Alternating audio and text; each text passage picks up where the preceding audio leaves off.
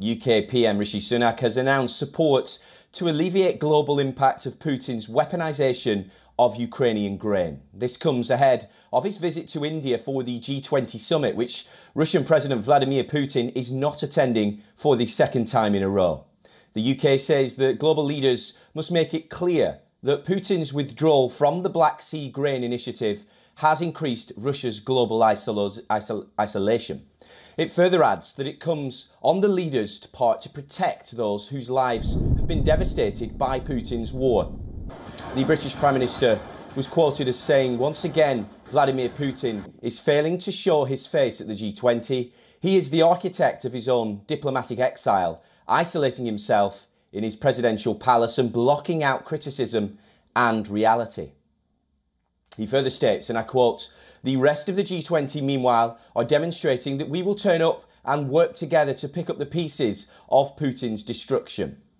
That starts with dealing with the terrible global consequences of Putin's stranglehold over the most fundamental resources, including his blockage and attacks on Ukrainian grain.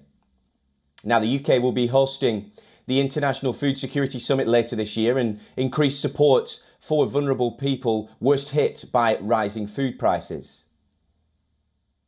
Well, for more on this, our correspondent Bhairavi Singh has sent this report from New Delhi.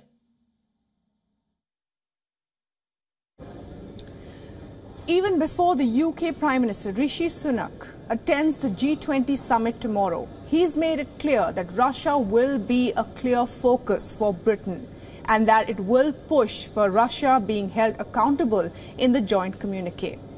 UK has said that the war that Russia has created in Ukraine has displaced 11 million people.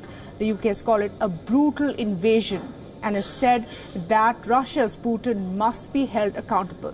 The UK says it will be hosting an international food and security summit later this year because of the food crisis created by Russia, and a comprehensive intelligence, surveillance and reconnaissance operation in the Black Sea.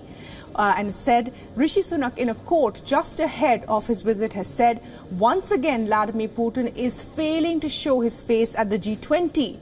He is an architect of his own diplomatic exile, isolating himself in his presidential palace and blocking out criticism and reality. The rest of the G20, he says, are demonstrating that they will not turn their back. They will arrive and work together to pick up the pieces of Putin's destruction. The terrible global consequences of Putin's strangled hold, he says, over the most fundamental resources, including his blockade and attack on the Ukrainian grain. He talks at length about the Black Sea Initiative and how Russia's coming out of that has destabilized the world's food and energy security, and says that that Russia must be held accountable for all its war crimes as well. So clearly the fault lines are clear much before the G20 summit even starts. It's back to you in the studio. Well, we'll just bring you some of the latest pictures that we're seeing now, which is of the British Prime Minister Rishi Sunak landing in India. He's appearing to land at the airport, and obviously this visit that the UK Prime Minister is doing to India, very important for the future of trade relations between the UK and India. The Prime Minister under a lot of pressure back here in the UK, but of course is now trying to do something which would be very impressive and secure a deal with India.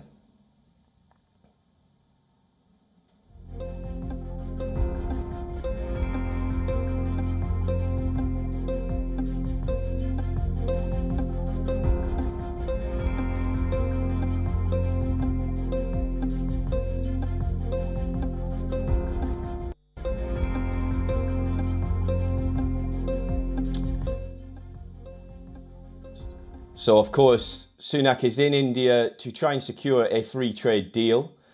And, of course, at the moment, there are some interesting negotiations regarding immigration and the policies that the UK has. The UK stating that they have no intentions of altering the immigration policies to secure that free trade deal.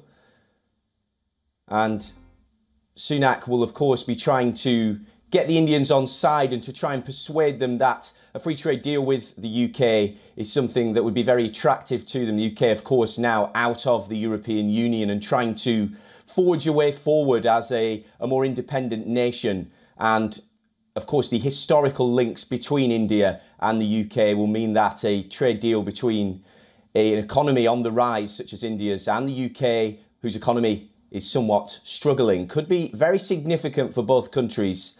And of course, Narendra Modi also keen to discuss the free trade deal with Rishi Sunak.